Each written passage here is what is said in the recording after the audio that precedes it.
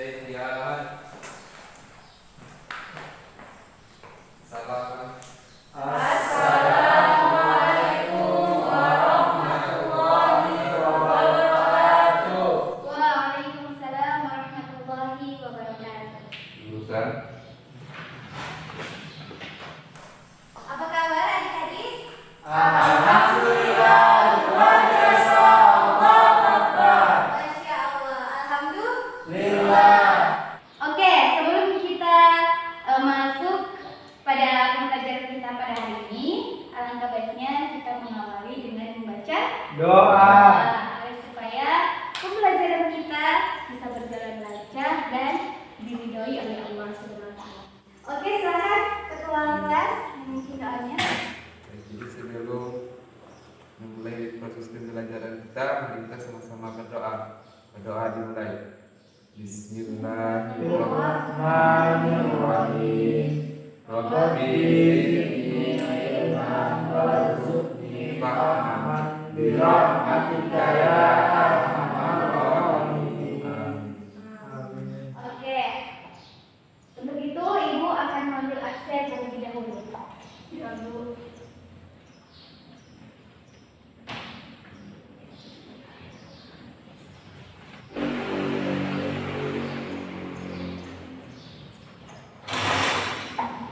Bu ini. Ya, silahkan.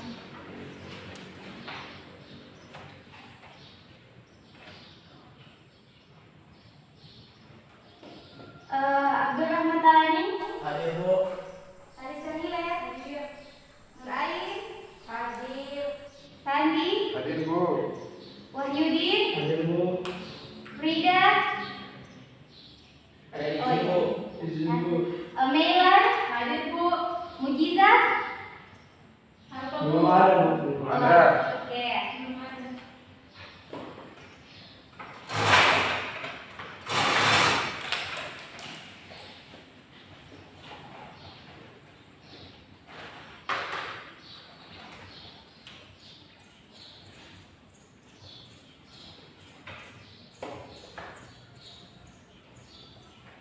Apakah adik-adik tahu materi apa yang akan kita pelajari pada hari ini?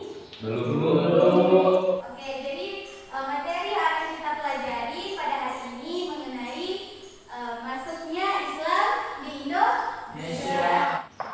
Jadi masuknya Islam di Indonesia.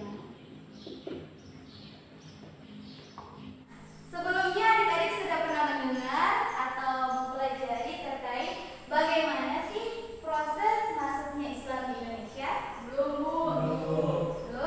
Belum? Sebelum adanya Islam di Indonesia, bangsa Indonesia itu sudah menganut beberapa kepercayaan. Ada yang tahu? Animisme dan dinamisme. Ada yang tahu apa itu animisme dan dinamisme? Tidak, Bu. Jadi animisme itu adalah suatu kepercayaan di mana mempercayai bahwa roh-roh itu mendiami suatu benda-benda tertentu, misal pada pohon, pada batu, atau di sungai. Nah, biasakan mereka itu memberikan sesajen sebagai bentuk persembahan. Sedangkan dinamisme itu adalah suatu kepercayaan di mana bahwasanya segala sesuatu itu memiliki kekuatan gaib pada benda-benda tertentu. Misal kalau zaman dulu itu pada keris kuno dan lain-lain. Nah, kita masuk pada bagaimana proses masuknya Islam di Indonesia. Dalam mempelajari materi ini ada beberapa hal yang harus kita pahami terkait bagaimana jalur masuknya Islam di Indonesia. Yang kedua, strategi masuknya Islam di Indonesia. Ketiga, fase perkembangan Islam di Indonesia. Yang keempat, bagaimana penyebaran Islam di Indonesia. Nah, tapi pada pertemuan kali ini kita hanya akan membahas 2 dari 4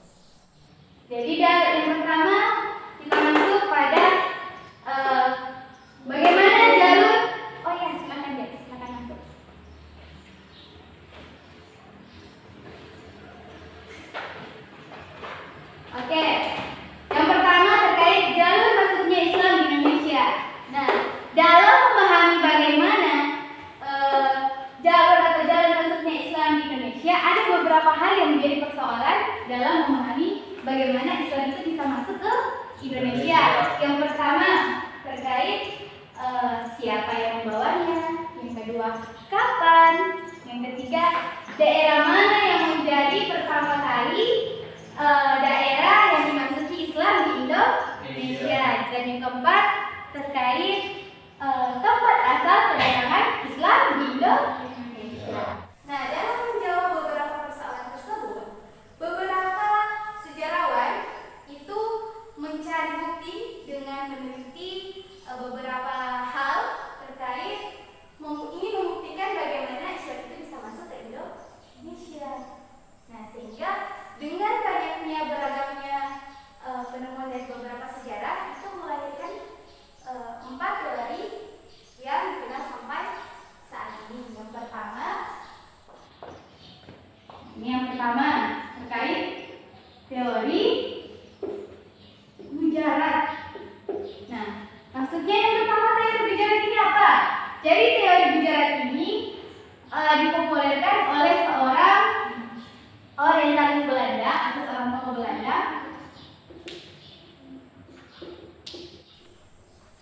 yang bernama Snow Urfranjul. Nah, di mana pada teori ini Islam masuk ke Indonesia itu melalui orang-orang atau pedagang dari Gujarat. Pedagang-pedagang dari Gujarat, India. Pada abad ke berapa? Yang tahu? Abad ke-13 Masehi. Sampai sini sudah bisa? Bisa, Bu. Ada juga seorang ilmuwan barat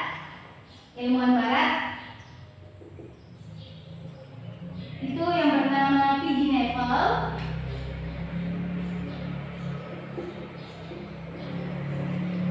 Nah, dia mengaitkan bahwa Islam masuk ke Indonesia itu melalui orang-orang India karena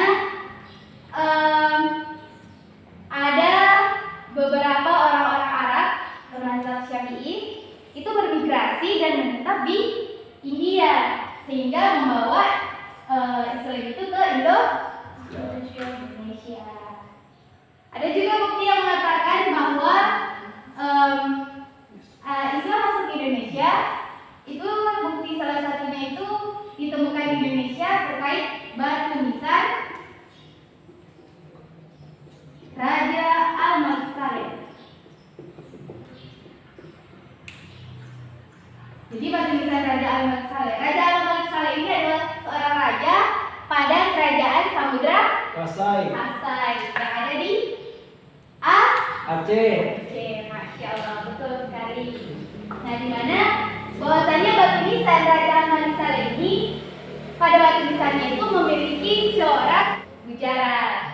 Nah, itu juga terlihat pada batu nisan Maulana Malik Ibrahim.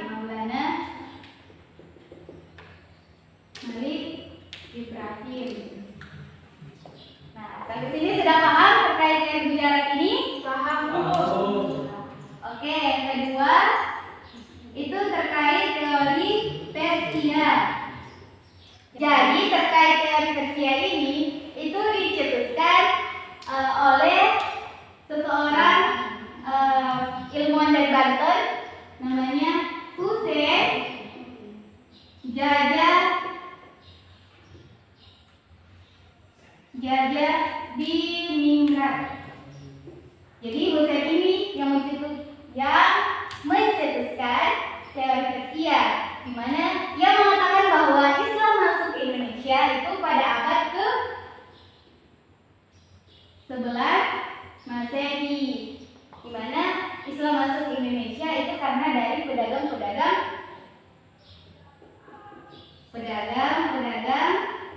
Persia atau Iran, yang sekarang kenal Iran, di mana teori ini itu mengarah pada kesamaan budaya Indonesia dengan budaya Persia. Nah, kebudayaan apa yang dimaksud? Jadi kebudayaan yang dimaksud itu adalah perayaan 10 Muharram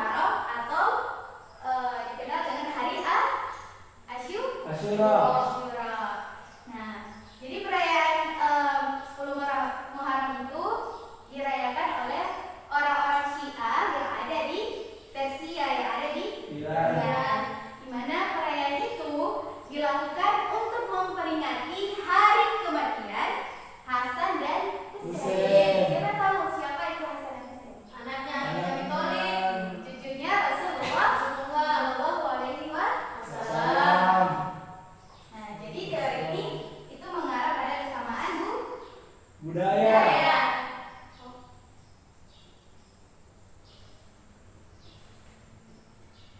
antara Indonesia dan Persia. Persia. Betul sekali.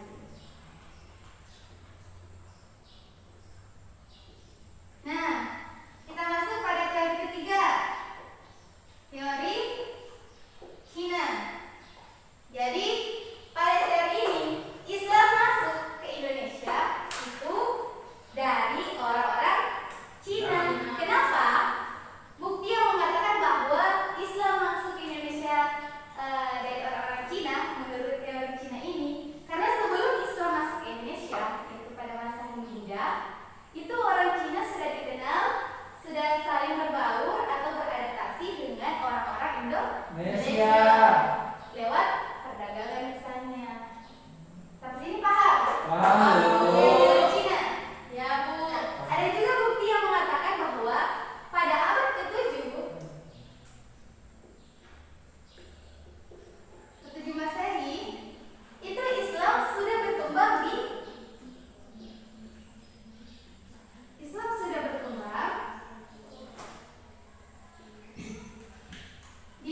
Cina, yang dimana pada abad ini Islam baru mau mulai berkembang di Indonesia.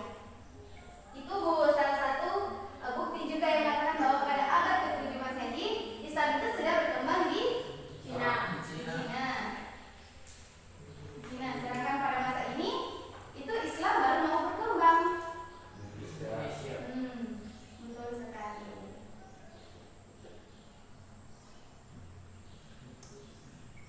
Berkembang di Indonesia.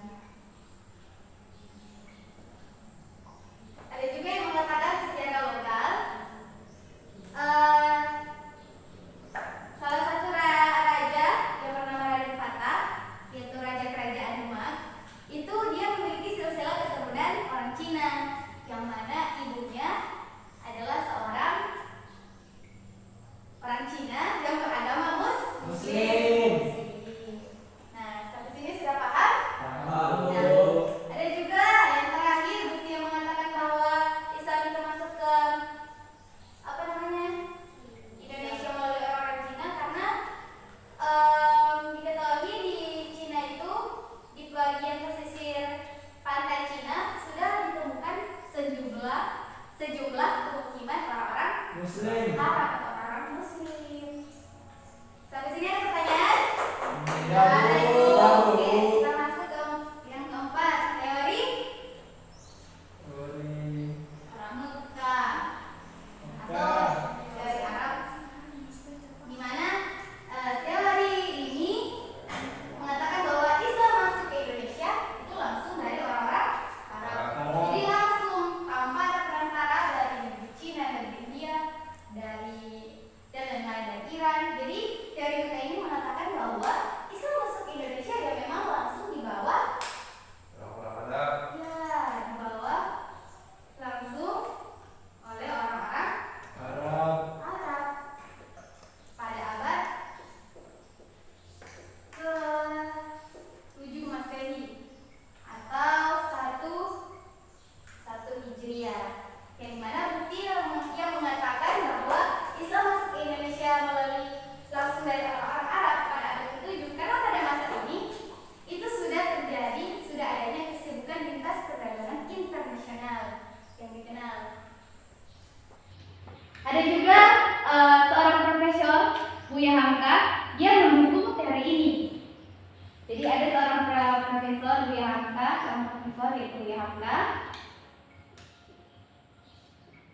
dia mendukung teori Mekah ini bahwa Islam masuk ke Indonesia dari orang-orang Arab, karena menurut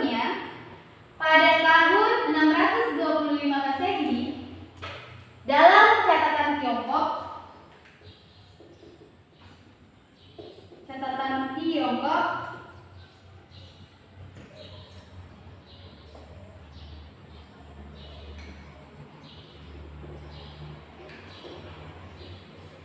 Itu yang ditulis oleh seorang pendeta yang bernama Buddha King, yang bernama ya. Tapi Masih terlihat deh? Masih. Masih. Oke. Jadi kita sambung dibahas ya. Jadi catatan Tiongkok ini ditulis oleh seorang pendeta yang bernama pendeta Buddha Ai Ping. Di mana dalam catatan Tiongkok ini seorang pendeta Buddha yang bernama Ai Ping, dia melakukan perjalanan, diceritakan dia melakukan perjalanan dari Kanton atau itu di daerah Cina menuju India. Nah, di mana selama perjalanannya itu dia sempat singgah di Indonesia. Boga. Dia sempat singgah di Boga. Nah, Boga itu sekarang kalau kita kenal itu ada di Palembang. Ada di Palembang. Nah, Palembang itu ada di Sumatera Selatan. Di mana pendeta itu menemukan bahwa di Boga, di bagian pantai barat Sumatera atau di Barus, itu sudah terdapat banyak sekali pemukiman orang-orang Arab yang telah menikah dengan wanita-wanita pribumi Indonesia. Nah, sampai sini masih ada pertanyaan? Tidak ada? Jelas? Jelas. Oke, kita sambung lagi ke 2 mengenai strategi masuknya Islam di Indonesia. Ada beberapa. Yang pertama,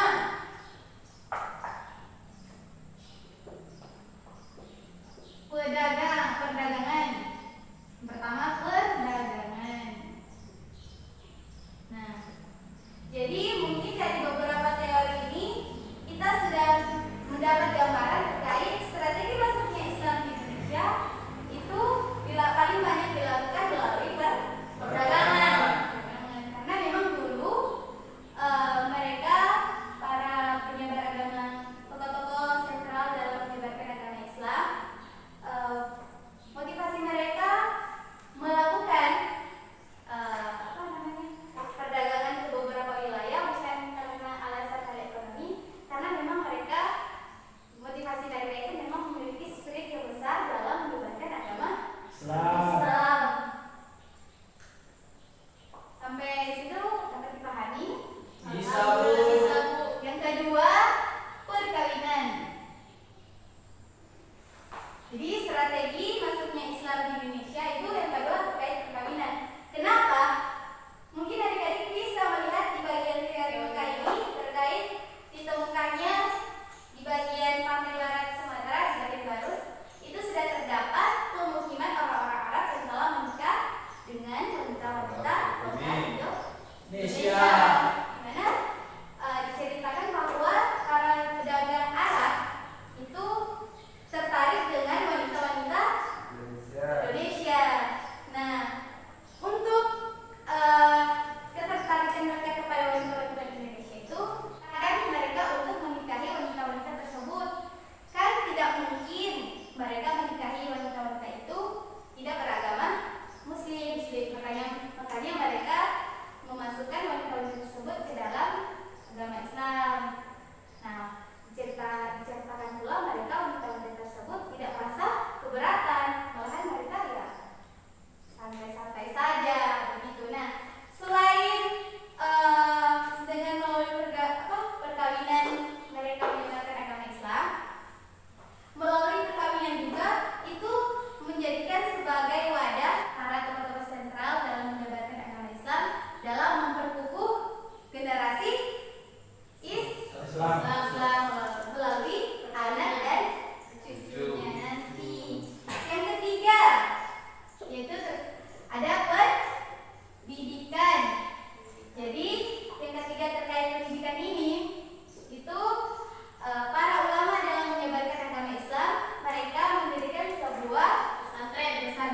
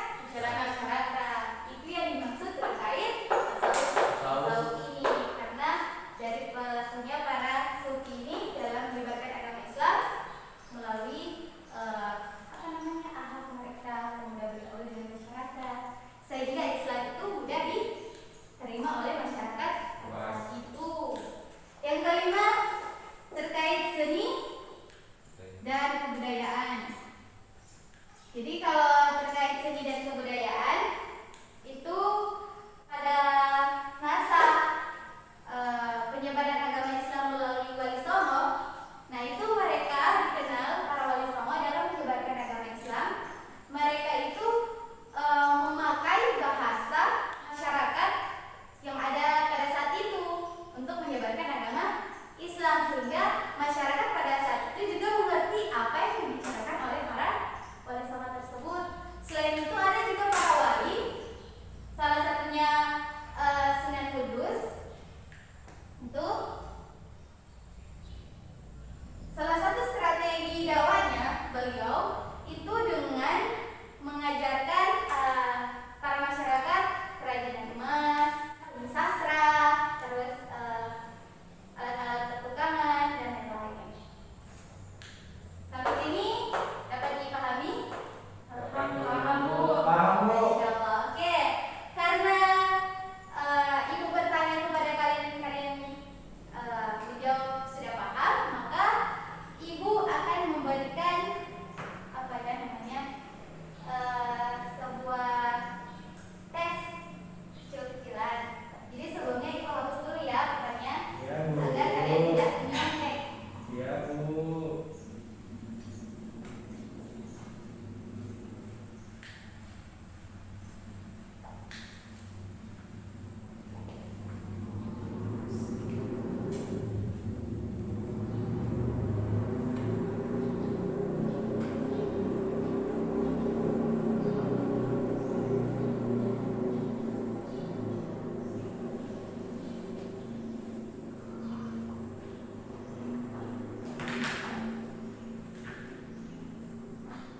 Oke, jadi tes yang Ibu maksudkan di sini adalah nanti kalian akan dibagi menjadi beberapa kelompok. Kita akan dibagi menjadi 4 kelompok saja. Jadi kalian ada 8 orang ya. Jadi pas satu kelompok 2 Orang. Jadi di sini ada beberapa penjelasan yang telah Ibu tulis di sini terkait materi yang telah Ibu ajarkan. Jadi permainan ini atau tes yang Ibu akan berikan ini itu bisa Ibu bilang namanya adalah two for one. Nah, apa itu two for one? Jadi tukar informasi antar teman. Jadi kalian kan ada satu kelompok 2 orang ya? Ya, Bu. Nanti kalian itu dari masing-masing individu itu saling berdiskusi, saling bertukar informasi apa yang kalian dapat. Bisa? Bisa, Nah, Bu. jadi di sini Ibu selain menilai presentasi kalian dalam memahami, jadi Ibu juga menilai bagaimana kerjasama kalian dalam mendiskusikan terkait apa saja yang kalian telah dengar, materi yang telah Ibu ajarkan. Bisa? Bisa. Oke, kita hitung dari sini. 1, 2, 1, 2. Oh. Sampai 4 deh. orang pertama. 1, 2, 3, 4. 1, 2, 3. 4. Silahkan mencari pasangannya masing-masing. Dulu pindah sini dulu. Iya tadi sudah tulis.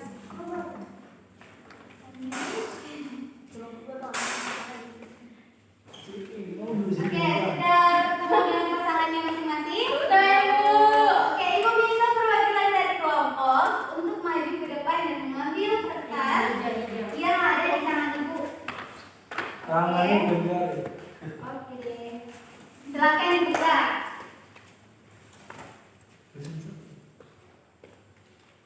Oke, silakan duduk. Silakan saling berdiskusi dengan temannya terkait apa yang telah kalian ketahui. Jadi nanti kalau misalnya sudah selesai, tunjuk tangan dan langsung mempresentasikan apa yang kalian dapati di depan. Nanti ada gift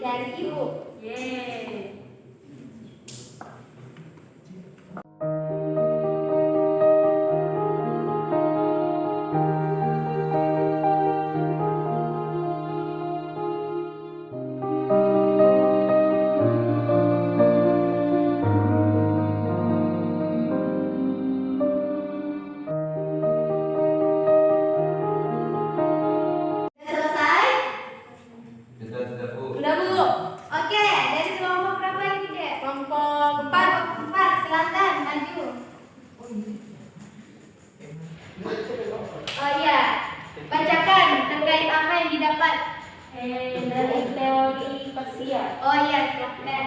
Jadi kami sudah berdiskusi bahwa teori Persia ini dikemukakan oleh Hussein Ghazali pada abad ke-11 Masehi. Jadi ini teori ini mengarah pada kesamaan budaya antara Indonesia dan Persia atau Iran Ya. dengan perayaan 10 Muharram. Masya Allah. Beri apa dulu? Oke, karena kelompok 4 yang maju lebih dulu, Ibu akan beri. Ibu dulu. Ya, akan dulu. Oke. Siapa lagi? Tiga, Bu. Oh, iya,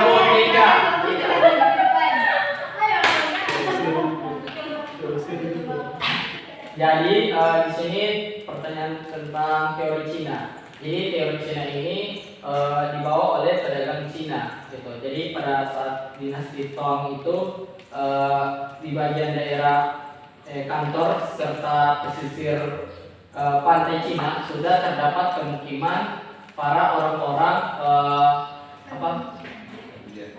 Arab, gitu. Masya Allah.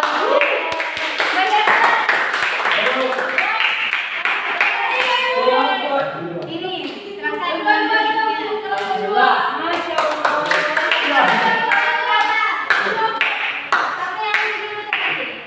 Siapa yang satu ya?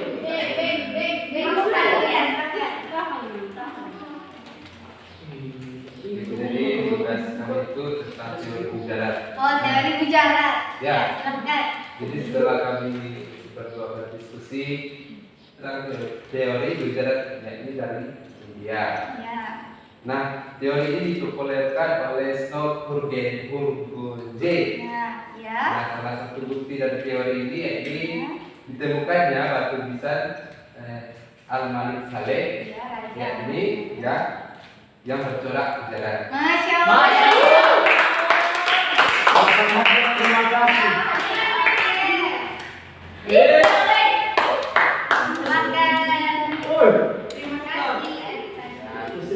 Oke, kelompok yang terakhir, Masya Allah. Teori Arab. Oh iya, silakan. Jadi teori mereka ini dibawa langsung oleh orang-orang Arab pada pada abad ke-7 atau 1 Hijriah dan dipopulerkan oleh Profesor Buya Hamka. Ini ada gift yang terakhir. Terima kasih. Oke, Masya Allah. Beri aplaus untuk kita semua. Oke. Jadi dari materi yang telah Ibu ajarkan tadi, ada beberapa hikmah yang dapat dipetik bahwasannya kita harus bersyukur dengan adanya para tokoh penyebar agama Islam sehingga bangsa Indonesia ini bisa dapat mengembangkan kepercayaannya dari animisme, dinamisme sehingga adanya agama Islam di Indonesia. Kita harus bersyukur dengan materi ini juga kita bisa mengambil hikmah bahwa dalam mengajarkan agama Islam tidak boleh dengan paksaan. Jadi harus dengan penuh lemah lembut dan kasih sayang. Oke, kesimpulan materi pada hari ini yaitu dari beberapa teori yang telah Ibu ajarkan tadi bahwa tidak ada yang paling benar dan tidak ada yang paling kuat. Tetapi teori-teori tadi itu sebagai penyempurna dari teori satu dengan teori yang lain terkait bagaimana proses masuknya Islam di Indonesia. Yang mana pada abad ke-7 atau 1 Hijriah sudah ada tokoh-tokoh sentral dalam menyebarkan agama Islam itu dalam komunitas yang kecil sih. Dan pada abad ke-13 Masehi sampai 16 Masehi itu tokoh-tokoh penyebaran agama Islam sudah dalam komunitas yang besar. Nah, itulah beberapa hal yang harus kita ketahui mengenai dalam memahami bagaimana Islam masuk di Indonesia.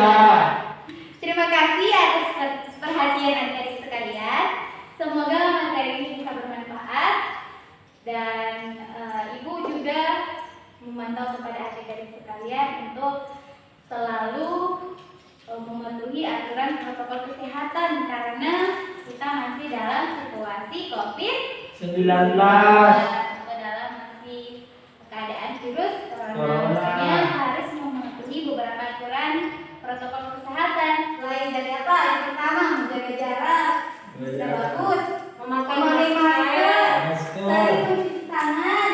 Nah, ini snack-snack yang Ibu tadi bagikan. Jangan lupa dicuci tangannya sebelum makan, oke? Ya, yang penting menjaga kebersihan. Oke, baik, itulah materi kita pada hari ini terkait bagaimana Islam masuk di Indonesia. Oke, sebelum kita menutup pembelajaran kita pada hari ini, maka marilah kita sama-sama melafazkan hamdalah.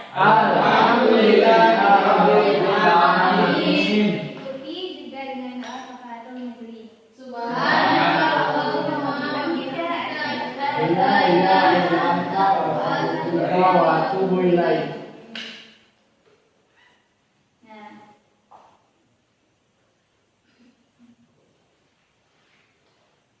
Nah, sekian dari Ibu. Wassalamualaikum warahmatullahi wabarakatuh. Waalaikumsalam